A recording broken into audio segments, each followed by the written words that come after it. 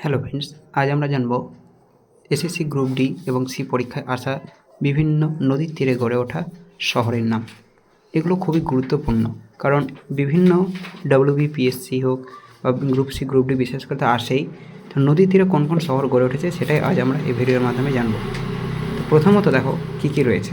1 নম্বর, বদ্রীনাথ কোন নদীর তীরে অবস্থিত? অ্যান্সার হবে অলকানন্দা।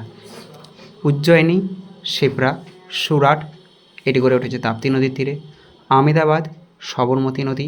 মাদুরাই গড়ে উঠেছে ভাইগাই নদীর তীরে। পুরুলিয়া এটি গড়ে উঠেছে কংসাবতী নদীতে, খুব ইম্পর্টেন্ট পুরুলিয়া। কৃষ্ণনগর কোন নদীর তীরে গড়ে উঠেছে? অ্যান্সার হবে জলঙ্গি। কোচবিহার কোন নদীর তীরে গড়ে উঠেছে? তোরসা নদী।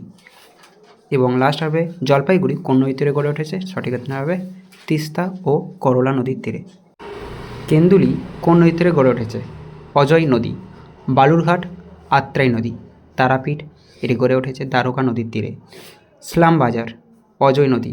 লখনৌ গড়ে উঠেছে গোমতী নদীর তীরে। হায়দ্রাবাদ শহর গড়ে উঠেছে মুসি নদীর তীরে। ফিরোজপুর গড়ে উঠেছে শতদ্রু নদীর তীরে। ক্যানিং মাতলা নদীর তীরে। রানাঘাট গড়ে উঠেছে চুনি নদীর তীরে। রোম শহর গড়ে উঠেছে তাইবার নদীর তীরে।